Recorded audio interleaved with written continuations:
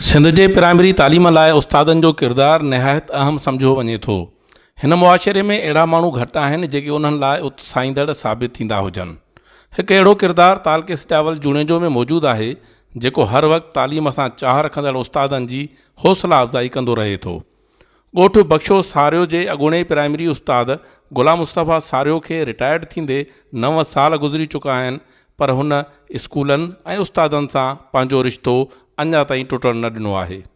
ग़ुलाम मुस्तफ़ा सारियो तालकेस चावल जूणेजो अंदरि जिते बि ऐं जॾहिं बि को नओं प्राइमरी उस्ताद भर्ती थी स्कूल में मुक़ररु थिए थो त हू उन्हनि वटि गुलनि जा हार ऐं मिठाई खणी मञता ॾियण लाइ संदनि स्कूलनि में पहुची वञे थो। जिते नवनि उस्तादनि खे गुलनि जा हार पाराए ऐं खेनि मिठाई खाराए तालीम सां सरारजण ते संदनि आजियां करे थो ऐं इहा उमेदु ज़ाहिर करे थो त नवां उस्ताद तालीम ऐं ॿारनि जो मुस्तक़बिल संवारे नई सिंध ॾियण में मददगार साबित थींदा।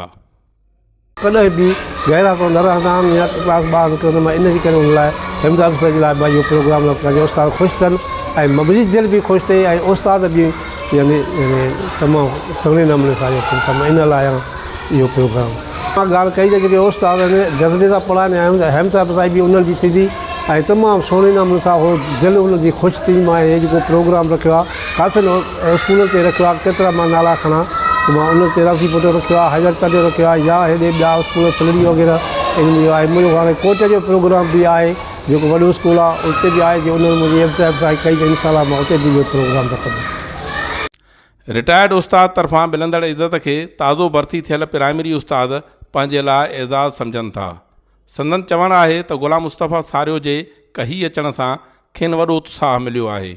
थोरो दिलि में जज़्बो बि पैदा थियो आहे पढ़ाइण जे हिसाब सां त हिकु सीनियर क़ाबिल एतिराम उस्ताद असां वटि अची करे जेको आहे असांखे एॾी इज़त बख़्शी असांजा जेके हौसला बुलंद थिया आहिनि उन असांखे एॾी तमामु वॾी जेको आहे इज़त ॾिनी आहे त मां सम्झंदुसि त असांजा जेके रिटायर उस्ताद थी करे एॾी माना इज़त ॾियनि था। उस्तादी पेशो हिकु तमामु वॾो पेशो आहे।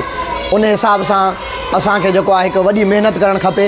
जेके मासूम गुलड़नि जहिड़ा ॿार अचनि था असांजे हिते उस्तादनि जे सहारे त असांखे जेको आहे उन्हनि सां हिकिड़ो महिनत करणु खपे।